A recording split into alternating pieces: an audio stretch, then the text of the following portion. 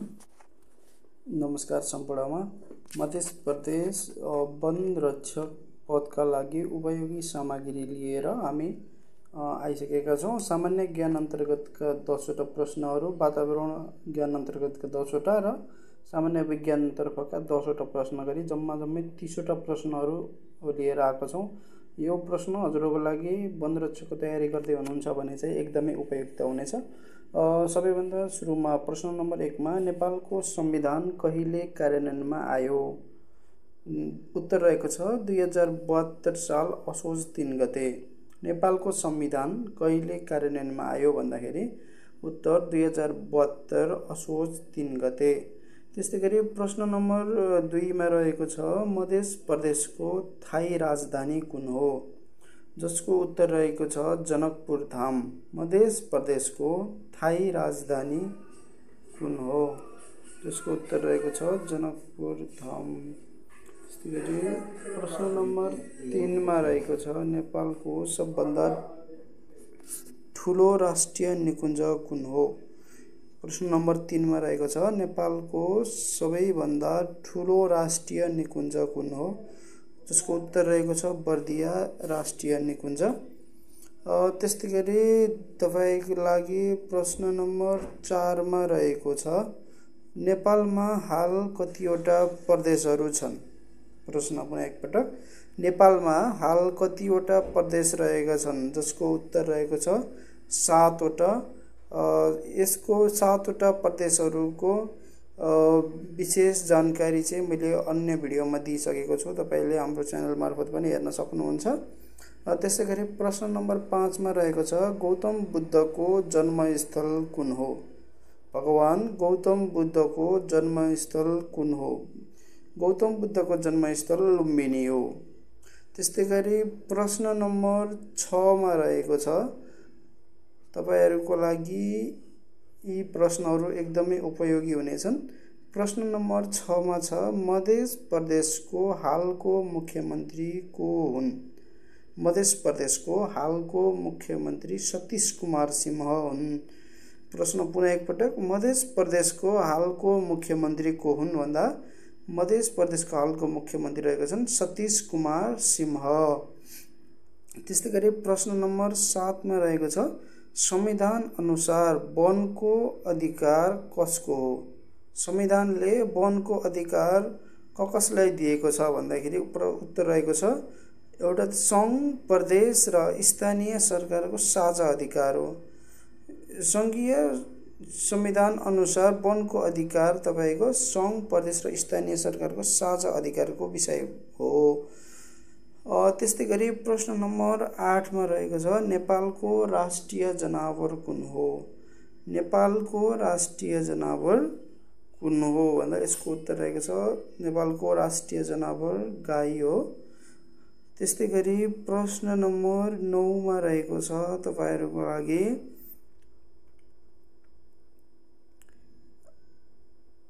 प्रश्न नम्बर 9 मा छ त्रिवेणी वन क्षेत्र कुन प्रदेशमा पर्छ? त्रिवेणी वन क्षेत्र कुन प्रदेशमा पर्छ? उत्तर रहेको छ मध्य प्रदेशमा। त्रिवेणी वन क्षेत्र मध्य प्रदेशमा पर्दछ। यदि यो प्रश्न तपाईलाई आउँछ भने त्रिवेणी वन क्षेत्र कुन प्रदेशमा पर्छ भने तपाईले मध्य प्रदेशमा भनेर गोलो गर्न सक्नुहुन्छ। त्यस्तै गरी प्रश्न नम्बर 10 मा रहेको छ नेपालको राष्ट्रिय फूल कुन हो? नेपालको राष्ट्रिय फूल कुन हो? उत्तर रहेको छ लाली गुराँस। नेपालको राष्ट्रिय फूल लाली गुराँसलाई चिनिन्छ। त्यस्तै गरी प्रश्न नम्बर 11 मा रहेको छ तपाईको लागि वन तथा वातावरणबाट यो पनि 10वटा प्रश्नहरू आउने गर्दछ। प्रश्न नम्बर 11 मा वन तथा वातावरण शीर्षकबाट तपाईको लागि वन्यजन्तु ऐन कहिले जारी भयो? यो एकदम महत्त्वपूर्ण प्रश्न। वन्यजन्तु ऐन कहिले जारी भयो? विक्रम सम्वत 2029 सालमा वन्यजन्तु ऐन जारी भएको थियो। त्यस्तै गरी प्रश्न नम्बर 12 मा रहेको छ तपाईको लागि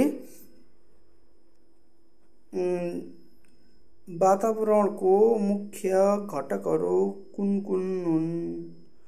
वातावरणका मुख्य घटकहरू भन्नाले जल, वायु, माटो, जीवजन्तु र वनस्पति वातावरणका मुख्य घटकहरू, मुख्य तत्त्वहरू हुन्। जस्तै एउटा जल, वायु, माटो, जीवजन्तु र वनस्पति। त्यस्तै गरी प्रश्न नम्बर 13 मा रहेको छ, प्रकाश संश्लेषणमा कुन ग्यासको आवश्यकता पर्दछ? प्रकाश संश्लेषणमा कुन ग्यासको आवश्यक पर्छ? उत्तर रहेको छ कार्बन डाइअक्साइड ग्यासको। प्रकाश संश्लेषण क्रियामा कार्बन डाइअक्साइड ग्यासको आवश्यकता पर्ने गर्दछ। त्यस्तै गरी प्रश्न नम्बर 14 मा रहेको छ, सामुदायिक वनको मुख्य उद्देश्य के हो त? सामुदायिक वनहरूको मुख्य उद्देश्य के हुन्छ भन्दाखेरि उत्तर रहेको छ वन संरक्षण र स्रोत व्यवस्थापनमा समुदायको सहभागिता। उत्तर रहेको छ वन संरक्षण र स्रोत व्यवस्थापनमा समुदायको सहभागिता नै वनको मुख्य उद्देश्य हो, मतलब सामुदायिक वनको मुख्य उद्देश्य रहेको छ। त्यस्तै गरी प्रश्न नम्बर 15 मा रहेको छ, इकोसिस्टम भन्नाले केलाई जनाउँछ? इकोसिस्टम भन्नाले केलाई जनाउँछ भन्दाखेरि यसको उत्तर रहेको छ जैविक र अजैविक तत्त्वहरूको अन्तर्क्रियात्मक प्रणाली। जैविक तत्त्वहरू र अजैविक तत्त्वहरूको अन्तर्क्रिया एक आपसको एउटा जुन प्रणाली प्रक्रिया हुन्छ त्यसलाई नै इकोसिस्टम भनेर बुझिन्छ। त्यस्तै गरी प्रश्न नम्बर 16 मा रहेको छ, जैविक विविधता किन आवश्यक छ भन्छ। यसमा प्रश्न गलत लेखिएको छ, भएछ जैविक विविधता किन आवश्यक छ? पारिस्थितिक सन्तुलन कायम राख्न जैविक विविधता आवश्यकता छ। त्यस्तै गरी प्रश्न नम्बर 17 मा रहेको छ यहाँहरूको लागि, पुनरुत्पादन वनस्पति कुन हो? पुनः उत्पादन दिन सक्ने। त्यस्तै पुनरुत्पादन वनस्पति हो तपाईको बाँस। प्रश्न नम्बर 17 को उत्तर रहेको छ बाँस। पुनरुत्पादन वनस्पति कुन हो भन्दा उत्तर रहेको छ बाँस। त्यस्तै गरी प्रश्न नम्बर 18 मा रहेको छ, काठ मापन एकाइ क्युफिट कसरी लिइन्छ तब कति हुन्छ? क्युफिट चाहिँ 1 क्युफिट बराबर 1 × 1 × 1 फिट क्युब हुन्छ। जस्तो लम्बाइ इन्टु चौडाइ इन्टु उचाइलाई गुणन गरी क्युफिट निकालिन्छ। यसको गणितीय हल म तपाईलाई अर्को भिडियोमा डिटेलमा दिनेछु। त्यस्तै गरी प्रश्न नम्बर 19 मा रहेको छ, प्लास्टिक प्रदूषण कुन प्रकारको प्रदूषण हो? जस्तो हाम्रो वातावरणमा पाइने अथवा यो हामीले दैनिक रूपमा प्रयोग गरिने प्लास्टिक जन्य प्रदूषण कुन प्रकारको प्रदूषण हो भन्दा ठोस प्रदूषण हो। प्लास्टिक जन्य प्रदूषण हो ठोस प्रदूषण। त्यस्तै गरी प्रश्न नम्बर 20 मा रहेको छ, नेपालको पहिलो राष्ट्रिय निकुञ्ज कुन हो? सबैभन्दा ठुलो राष्ट्रिय निकुञ्ज बर्दिया राष्ट्रिय निकुञ्ज थियो भने नेपालको पहिलो राष्ट्रिय निकुञ्ज चितवन राष्ट्रिय निकुञ्ज हो। नेपालको सबैभन्दा पहिलो राष्ट्रिय निकुञ्ज चितवन राष्ट्रिय निकुञ्ज। यहाँ विभिन्न किसिमका थुप्रै थरी जनावरहरू पाइने गर्दछ। त्यस्तै गरी तपाईको लागि प्रश्न नम्बर 21 मा जानुभन्दा अगाडि प्रश्न नम्बर 21 बाट चाहिँ तपाईलाई सामान्य विज्ञान अन्तर्गतका 10 वटा प्रश्नहरू रहेका छन् जुन तपाईहरुको लागि एकदमै उपयोगी हुन सक्छन्। त्यस्तै गरी तपाईलाई प्रश्न नम्बर 21 रहेको छ, मानव शरीरमा सबैभन्दा ठुलो अङ्ग कुन हो? हाम्रो शरीरको सबैभन्दा ठुलो अङ्ग कुन हो भन्दाखेरि छाला हो। मानव शरीरको सबैभन्दा ठुलो अङ्ग छाला हो। त्यस्तै गरी प्रश्न नम्बर 22 मा रहेको छ तपाईको लागि, जल चक्रमा बाष्पीकरणको प्रक्रिया के हो? जल चरणमा बाष्पीकरणको प्रक्रिया के हो? उत्तर रहेको छ पानी बाफमा परिणत हुने प्रक्रिया नै जल चक्रमा बाष्पीकरणको प्रक्रिया हो। पानी बाफमा परिणत हुने। त्यस्तै गरी प्रश्न नम्बर 23 मा रहेको छ, प्रकाश संश्लेषण कहाँ हुन्छ? प्रकाश संश्लेषण कहाँ हुन्छ? प्रकाश संश्लेषण हरियो पातमा हुन्छ। प्रकाश संश्लेषण क्रिया बिरुवाहरूको हरियो पातबाट हुने गर्दछ। त्यस्तै गरी प्रश्न नम्बर 24 मा रहेको छ तपाईका लागि, वायुमण्डलमा सबैभन्दा बढी पाइने ग्यास कुन हो? हाम्रो वायुमण्डलमा सबैभन्दा बढी कुन ग्यास पाइन्छ त? हाम्रो वायुमण्डलमा सबैभन्दा बढी पाइने ग्यास नाइट्रोजन ग्यास हो। वायुमण्डलकै सबैभन्दा धेरै पाइने ग्यास चाहिँ तपाईको लागि नाइट्रोजन ग्यास भयो। त्यस्तै गरी प्रश्न नम्बर 25 मा रहेको छ तपाईका लागि डीएनए को पूर्ण रूप के हुन्छ? हामीले सुनिरहेको शब्द डीएनए को पूर्ण रूप के हो? डीएनए को पूर्ण रूप उत्तरमा तपाईको लागि डीअक्सिराइबोन्यूक्लिक एसिड रहेको छ। डीअक्सिराइबोन्यूक्लिक एसिड। त्यस्तै गरी प्रश्न नम्बर 16 मा रहेको छ तपाईका लागि अक्सिजन उत्पादन गर्ने वनस्पति प्रक्रिया कुन हो? अक्सिजन उत्पादन गर्ने वनस्पति प्रक्रिया कुन हो? उत्तर रहेको छ प्रकाश संश्लेषण क्रियाबाट नै सबैभन्दा धेरै अक्सिजन उत्पादन गरिन्छ। मतलब सम्पूर्ण अक्सिजन उत्पादन गर्ने प्रक्रिया प्रकाश संश्लेषण क्रिया हो।